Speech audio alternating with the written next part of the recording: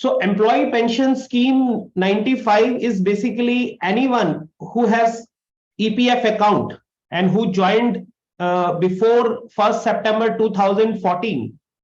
That person has active employee pension scheme account.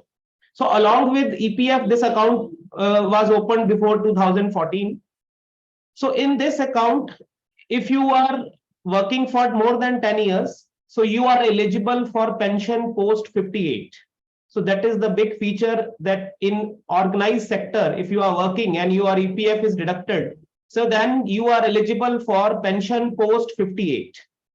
Right. So in this case, first aspect is like in this account, post 1st September 2014, those who has more than 15,000 basic salary, they are not able to open this EPS account. But the person who has enrolled with EPF before 1st September 2014, they have an option, right? So they have opened their EPS account. So how this EPF account is funded in this case? So first I'll discuss this in this case, that in this EPS account, so I think everybody is aware that in your basic salary and DA, 12% contribution from employee side is contributed, and remaining 12% is from employer side. So total 24% of basic salary is funded to the EPF account, right? So here is, I think this is basic aspect. So if we take an example, right? So suppose if anyone has a 50,000 basic salary, so 12% employee is 6,000 rupees, and from employer side, out of that 50,000, so 6,000 is deducted from their salary. In that case, total 12,000 is deducted from EPF, from the basic salary for this EPF and EPS part. So from employee's salary, 12% directly goes to EPF account. On the other side, employer side, the breakup is in two parts. First is 8.33% of basic salary is transferred to employee pension scheme with a ceiling of 15,000 salary. So it means if anyone has more than 15,000 salary, in that case, there is a capping for that 8.33%, and only 1250, 8.33% of 15,000 is transferred to employee pension scheme. So like in this example, if we understand that there is a 50,000 basic salary, and from employer side, in this case, if you see 3.67, 1,835 rupees credited to EPF account, and 8.33 of basic salary should be transferred to this employee pension scheme, but due to this ceiling amount of 15,000 basic salary, only 1250 is transferred to the employee pension scheme. So it means along with the basic this 6,000 and 1,835, this 295 excess amount of that amount is transferred to the EPF only. So it means out of 12,000, only 1250 is transferred to employee pension scheme, and remaining 10,750 rupees is transferred to employee provident fund account scheme. So this is the current scenario. In the revised scenario, if you opted for the this option, higher pension option, in this case, the employee side is directly credited to EPF. There is no change, but from employer side, so in this case, if the basic salary is 50,000 and 50,000 8.33 part, so is like 4165. So instead of 1250, you have to park actual amount of 4165 to the employee pension scheme. So what is the benefit of that? That if you are transferring the money 8.33 on actual basis, so down the line at the age of 58, your pension will be determined on the basis of actual salary, right? So that is, I think, 7 to 8 times or 10 times of the original pension which you are supposed to receive. So this is the major benefit of this particular option, that if you opt for the new option, so there are two things. So suppose if I assume that anyone joined in 2006, right? So in that case, from 2006 to 2023 till date, on regular basis, the amount is transferred, some amount is transferred to EPS account, and the excess amount is transferred to employee provident fund account. So this 29915 which we have discussed, which is exceedingly this 1250 is transferred to employee pension account. Now when you opt for this new option, that is going to employee pension scheme. So when you opt for this pension, so EPFO calculate from that date when you joined this organization, right? And that until now, so they calculated the amount of contribution and the interest which you have received on that, those contribution from employee provident fund, those all contribution till date value, you have to give a consent that that much of amount you are comfortable to transfer from employee provident fund to employee pension scheme. तो एक lump sum में आपको जो आपका अगर 2006 से salary में आपने ज्वाइन किया तो 2006 से लेके 2023 तक आपका जो भी एक्सेस अमाउंट जो ईपीएस में जाना चाहिए था और वो एम्प्लॉय प्रोविडेंट फंड में गया, और एम्प्लॉय प्रोविडेंट फंड में जाने के बाद उसमें पिछले टाइम में जितनी भी ग्रोथ हुई उसकी जो एक वैल्यू होगी, वो वैल्यू आपको आज की डेट में कंसेंट देनी होगी कि आपके ईपीएफ अकाउंट से आपको आपके एम्प्लॉय पेंशन अकाउंट में जाएंगे, which will give you pension post 58. And in this case when you are opting this, आगे से जो आपका रिमेनिंग सर्विस पीरियड है तो उस केस में आपका फिर एक्चुअल बेसिक सैलरी पे 8.3 डिडक्ट होके फर्दर रेगुलर बेसिस पे जमा होता रहेगा.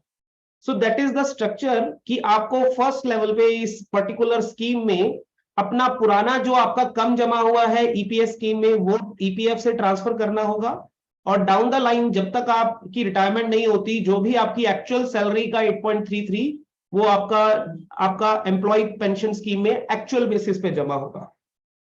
इससे आपका क्या इंपैक्ट पड़ेगा, I think I am just giving the in the next slide I am giving it you the how the what is the formula of pension calculation.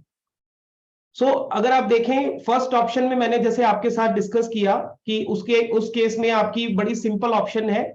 So suppose I take an example कि अगर किसी की 25 की as है और उसकी service 58 पे वो रिटायर हो रहा है 33 ईयर की सर्विस के बाद. So if anyone is working for more than 20 years तो उसको पेंशनेबल जो उसकी सर्विस है उसमें 2 साल एडिशनल बोनस मिलता है. So that is 33 + 2 35. So one thing is pensionable service and another is pensionable salary. So pensionable salary is last 5 year retirement से अर्लियर 5 इयर्स की जो एवरेज सैलरी है that is pensionable salary to calculate the pension. So what is the formula of this pension? So this is pensionable salary into pensionable service divided by 70. So 70 is a fixed denominator as per EPS Act.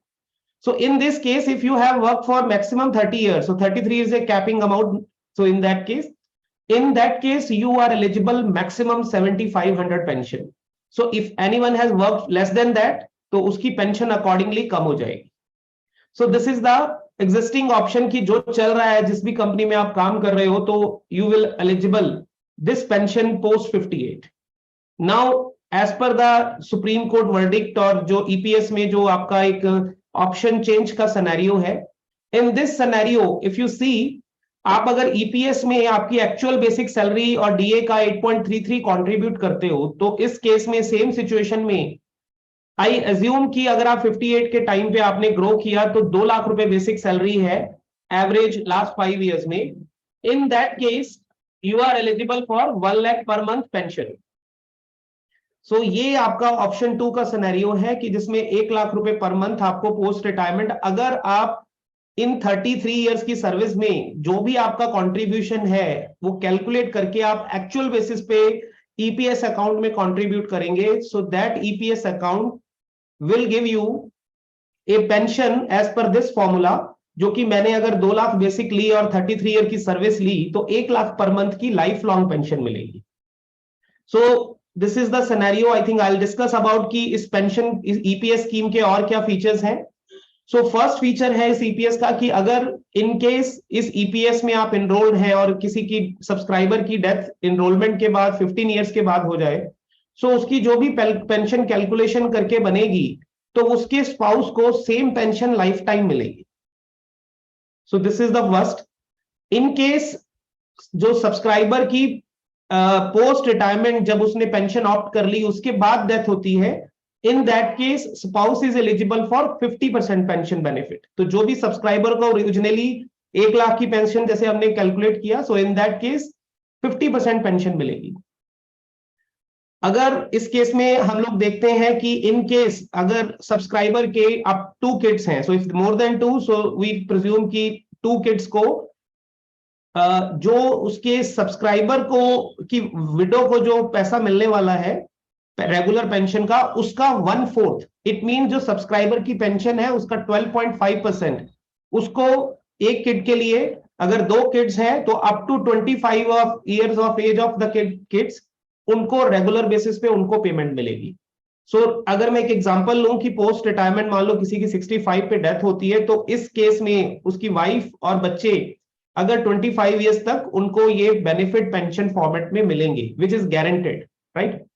सो ये इसके feature हैं, right. अगर किसी के दोनों लोग employees हैं तो दोनों को पेंशन सेपरेटली मिलेगी। एंड इन दैट केस अगर हम जैसे डिस्कस करें इन केस किसी की इनकैपेसिटी है ड्यूरिंग द सर्विस पीरियड, तो भी इस स्कीम के अंडर लाइफ लॉन्ग पेंशन उसको मिलेगी। So these are the features of this scheme. I think सबसे पहले इस ऑप्शन को एक्सरसाइज करने से पहले वी नीड टू अंडरस्टैंड कि एक्चुअली इस स्कीम में क्या क्या बेनिफिट्स हैं, राइट। सो इसके बाद अभी मेन चीज क्या हुई कि 2014 में ईपीएस एक्ट को गवर्नमेंट ने अमेंड किया। उस समय उन्होंने जब अमेंडमेंट की तो उसमें 6 मंथ के लिए उन्होंने ऑप्शन दी। तो 2014 में उन्होंने ये चेंज कर दिया कि जिनकी सैलरी बेसिक सैलरी 15,000 से ज्यादा है, so they will not enroll for EPS scheme. लेकिन जिन लोगों का पुराना ईपीएस चल रहा है उनको उन्होंने 6 मंथ का ऑप्शन दिया कि वे चाहें तो 6 मंथ के अंदर अंदर अपना एक्चुअल सैलरी वाला ऑप्शन अवेल कर ले। तो बहुत कम लोगों ने वो ऑप्शन अवेल किया, तो बाकी लोग जो रह गए उन लोगों ने कोर्ट में केस किया 2014 के बाद। तो फाइनली हाई कोर्ट में सब्सक्राइबर की फेवर में केरला हाई कोर्ट का फैसला फेवर में आया और फाइनली अभी 4 नवंबर 2022 को ट्रिपल बेंच का जो मेन फैसला आया उसमें गवर्नमेंट ने सुप्रीम कोर्ट ने ऑर्डर्स में लिखा कि thus the employees who did not exercise option were entitled to do so but could not due to interpretation on cut-off date by the authorities ought to be given a further chance to exercise the option. So time to exercise option under paragraph 11(4). 11 paragraph 4 is basically is like in employee pension scheme 11(4 is the paragraph which is amended act में 2014 में लिखा था, जिसमें उन्होंने लिखा था कि actual basis पे, so if you read this paragraph, had been contributing salary exceeding 6,500 before that or maybe post 2014 15,000 वो exceeding अगर पे कर रहे हैं, so the pensionable salary for the existing member who prefer such fresh option shall be based on higher salary। मतलब 2014 में उस act में उन्होंने क्लैरिफाई किया कि आप चाहो तो आप हायर सैलरी वाला ऑप्ट कर सकते हो, लेकिन टाइम लिमिट 6 मंथ की थी। सो इस केस में वो 6 मंथ की जो लिमिट के लिए अभी सुप्रीम कोर्ट ने ये वर्डिक्ट दिया कि 3 मार्च, तो इसका फैसला जो था वर्डिक्ट 4 नवंबर को आया। और आई थिंक इस केस में देयर आर 2 सर्कुलर्स जो ईपीएफओ ने लॉन्च किए, बट मेन सर्कुलर अभी 20 फेब को आया है जिसमें उन्होंने प्रॉपर क्लैरिटी दी है कि किस तरीके से आप ये ऑप्ट कर सकते हो। सो उस सर्कुलर के हिसाब से आपको जो हम लोग इसमें डिस्कस करते हैं कि इफ यू, क्योंकि सुप्रीम कोर्ट की तरफ से गाइडलाइंस थी कि 8 वीक्स के अंदर ईपीएफओ इन्फॉर्म करेगा और 4 मंथ्स के अंदर सब्सक्राइबर के अंदर पास ऑप्शन है। So it means now only 3 मार्च तक सिर्फ अभी हमारे पास 8 to 10 डेज लेफ्ट है, ठीक है। सो यहाँ पे अगर आप इस ऑप्शन को एक्सरसाइज करते हैं, if you apply for this, so that is the deadline for that, post that you can't apply. तो जो लोग भी 1 सितंबर 2014 से पहले ईपीएफ में एनरोल्ड है उन लोगों के ऊपर ये जजमेंट एप्लीकेबल है। सो इस केस में एक और भी क्लैरिटी दी गई कि जो लोग जहां पे कॉर्पोरेट्स ईपीएफओ को मैनेज करते हैं उनके केस में भी ये सेम चीज एप्लीकेबल होगी. So there are like HDFC bank और may be there are lot of organisation जहां पे इंटरनल EPFO का ट्रस्ट की गाइडलाइन पे मैनेज होता है. सो these जो चेंजेस हैं, this is applicable on all the exempted establishments also, right. So मैंने यहाँ पे सुप्रीम कोर्ट की जजमेंट्स के एक्सट्रैक्ट्स डाले.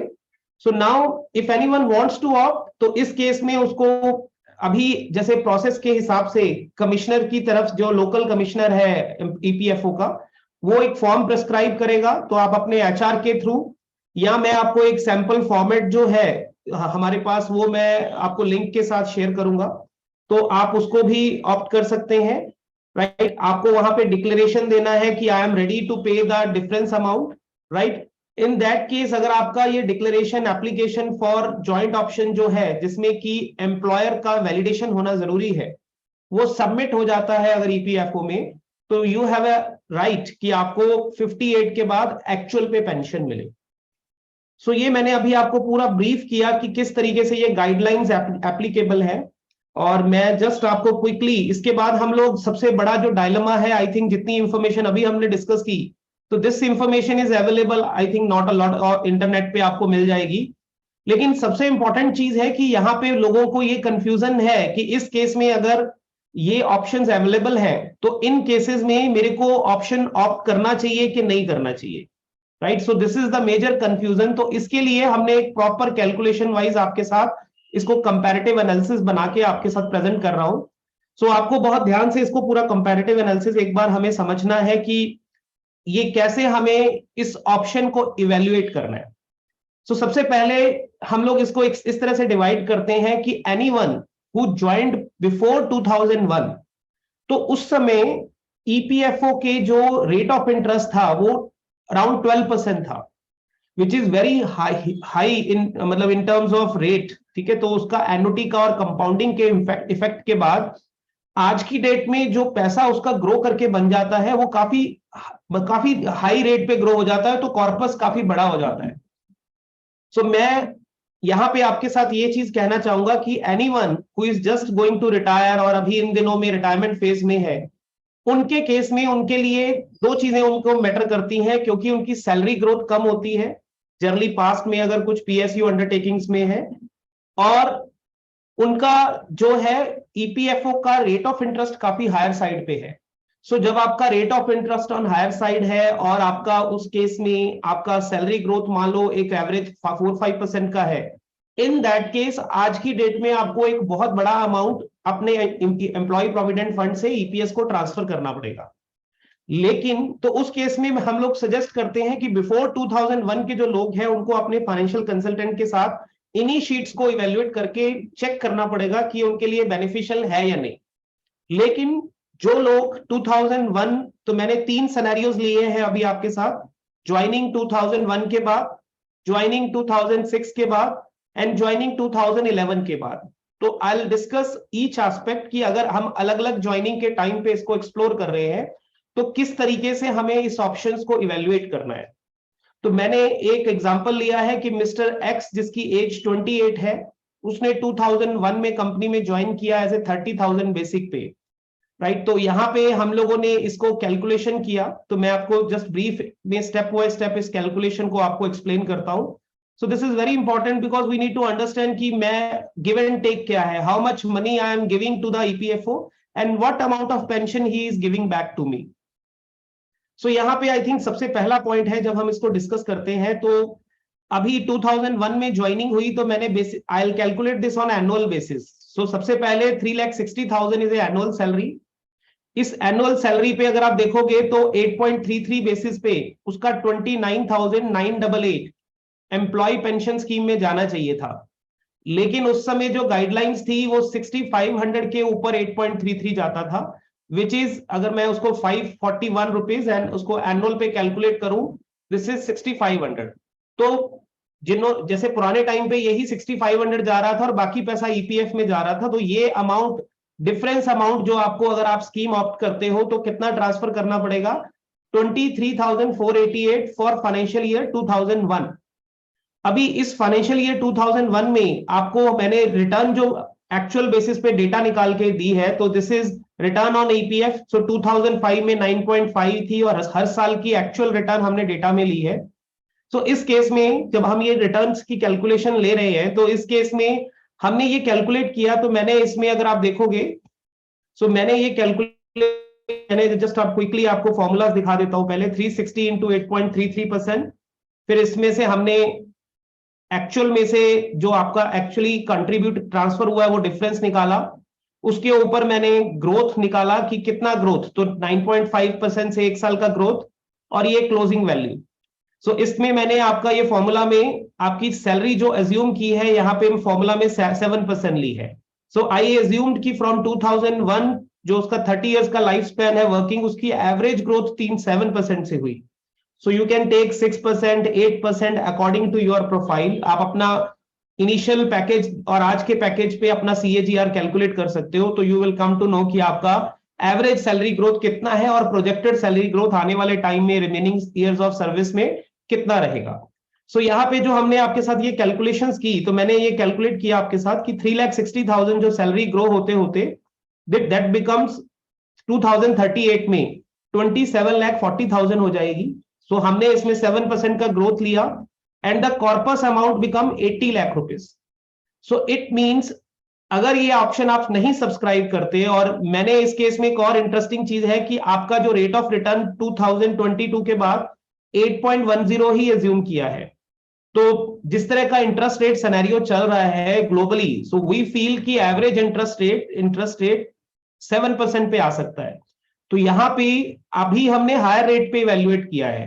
There is a possibility that ये ईपीएफ का जो रेट ऑफ रिटर्न है उसके पास्ट रिकॉर्ड के हिसाब से आने वाले टाइम में भी कम हो। जितना रेट कम होगा उतनी ऑप्शन 2 फेवरेबल हो जाएगी। ठीक है, तो यहां पे हमने इसको कैलकुलेशन की, तो मैंने इसको जो आपने 5 साल की, मैंने फर्स्ट स्टेप में 5 साल की जो उसकी एवरेज सैलरी निकाली। लास्ट सैलरी 27 लाख थी एनुअल, और लास्ट 5 ईयर की एवरेज 24 लाख थी। उसका मैंने मंथली 2 लाख रुपीज आ गई। उसका फॉर्मूला हमने जो आपसे डिस्कस किया था, मैं just quickly again I am discussing कि कैसे कैलकुलेट करते हैं। आपका जो पेंशनेबल सैलरी है, सो 30 ईयर की सर्विस हमने इसमें देखी, plus 2 year bonus. So there is 32 pensionable year of service into actual salary. Actual salary हमने कैलकुलेट की एवरेज 2 लाख रुपीज, और divide by 70 which is a denominator as per EPS act हमने discuss किया। तो 91,602 उसको पेंशन मिलेगी, उसको उसकी स्पाउस को 50% या बच्चों को उस केस में अगर दो अप टू 2 किड्स में 12.5 दोनों किड्स को। तो अगर 2 बच्चे और अगर स्पाउस है तो 75% पेंशन अगर खुद को सब्सक्राइबर की डेथ के बाद उनको भी मिलेगी। So you need to take care all the facts की कितना पैसा आने वाले टाइम में उनको मिलेगा, राइट। सो हमने ये कैलकुलेशन की। अगर आप ये ऑप्शन सब्सक्राइब नहीं करते तो हमारा जो इसमें 30 इयर्स की सर्विस पे 7,000 का अप्रोक्सीमेट पेंशन बनता है। सो 7,000 लेस करने के बाद हमारे को एडिशनल पेंशन मिलेगी इसमें 84,602 रुपीज। और अगर आप देखोगे 84,000 को एनुअल कन्वर्ट करें तो this is annually 10,15,000 rupees annually मिलेगा बाय योर फॉरगॉन कॉस्ट। जो आपका अपॉर्चुनिटी कॉस्ट है, आपको 80 लाख रुपीज जो मिलना था, in that case you are not able to get 80 lakh rupees. So हमने अभी इसका IRR का कंपैरिजन किया है कि अगर आपको 58 पे 80 लाख रुपीज मिला, या आपने ये वाला पैसा नहीं लिया तो पेंशन ऑप्ट की, तो वी आर कैलकुलेटेड कि इसका opportunity cost internal rate of return क्या है। बिकॉज इन दिस केस हमने डिस्कस किया कि 58 पे जो पैसा है वो आपको हम एनुअल कैलकुलेशंस कर रहे हैं। सो इस केस में हमने पहली कैलकुलेशन की कि अगर मान लो उसकी 70 की एज पे डेथ हो जाती है, राइट। सो मैंने इसमें 7% का मैं assumptions री एक्सप्लेन कर देता हूं। हमने 7% ग्रोथ इन सैलरी लिया है, और 23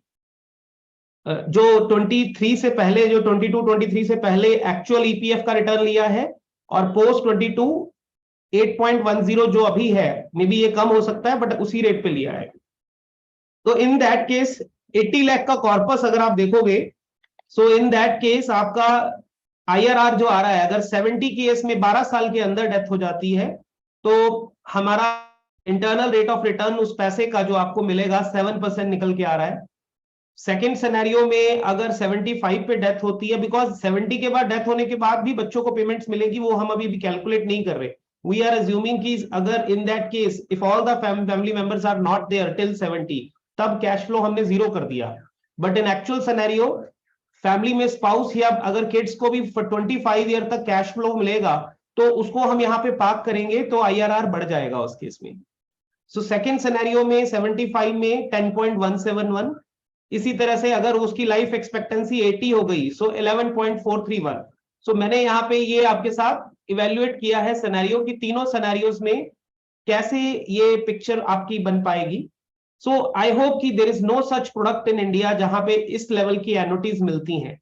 सो अगर ये 2001 को मैं चेंज करके 2006 वाले केस में लेके आता हूं तो थोड़ा बहुत फर्क पड़ता है आई थिंक अगर आप कैलकुलेट करो, बिकॉज इस केस में हमने जो ग्रोथ पैरामीटर और सब कुछ सेम लिया है, राइट. लेकिन इस केस में जितनी लेट ज्वाइनिंग है, जैसे 2006 की ज्वाइनिंग है, वहां पे डाउन द लाइन ईपीएफ का रेट जो है वो ईपीएफ का जो रेट है वो हमारा इस केस में in that case that may be not 8.10%.